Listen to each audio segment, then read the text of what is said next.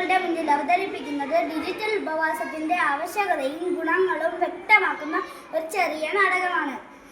Mobile സ്ക്രീനുകൾ കുറച്ച് ജീവിതത്തിലേക്കുള്ള നമ്മുടെ ബന്ധം ശക്തമാക്കുന്ന ഒരു ചെറിയ സന്ദേശം നിങ്ങളിലേക്ക് എത്തിക്കുന്നു. നാടകത്തിന്റെ പേര് സ്ക്രീൻ ഓഫ്, ജീവിതം ഓൺ. അച്ചു, ഭക്ഷണം തണുക്കുന്നു, മൊബൈൽ വെച്ച് ഓടുവാ.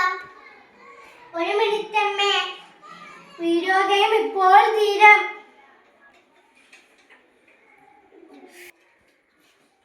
ഈ കുട്ടി എപ്പോഴും മൊബൈലിൽ തന്നെയാണല്ലോ.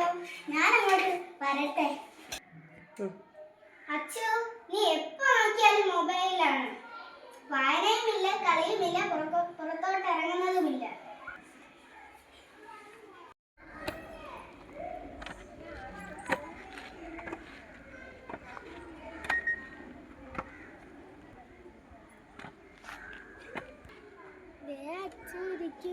അവനെ നമുക്ക് കളിക്കാൻ കൂട്ടാം.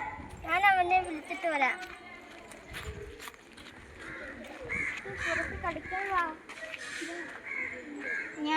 ഞാൻ വീഡിയോ ഗെയിം വരില്ല. ഞാൻ വീഡിയോ ഗെയിം കാണുകയാണ്.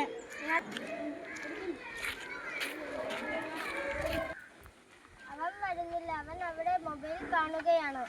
നമുക്ക് കളിക്കാം.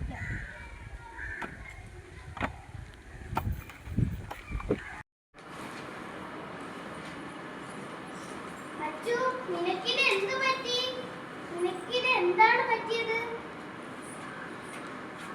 തലവേദനയും കണ്ണും വേദന എടുക്കുന്നു. നല്ല ക്ഷീണമുണ്ട്. ഞാൻ കുറച്ചു നേരം കിടന്നോട്ടെ.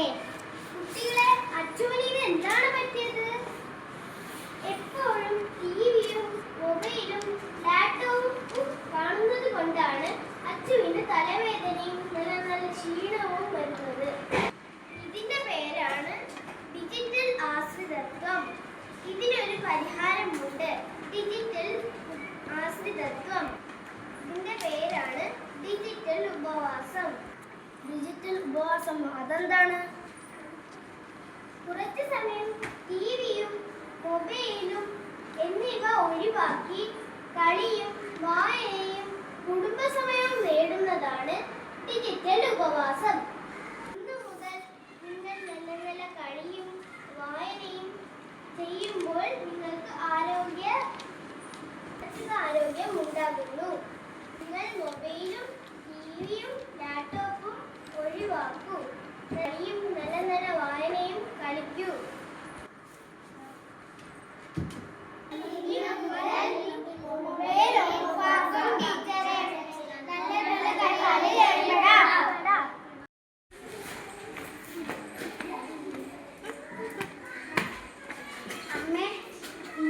മൊബൈൽ വേണ്ട.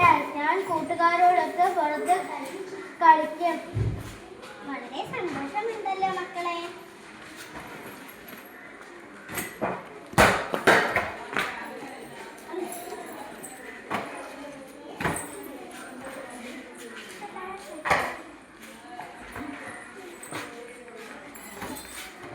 വളരെ സന്തോഷമുണ്ടല്ലോ അച്ചു. മനസ്സും ശരീരവും സന്തോഷമായി.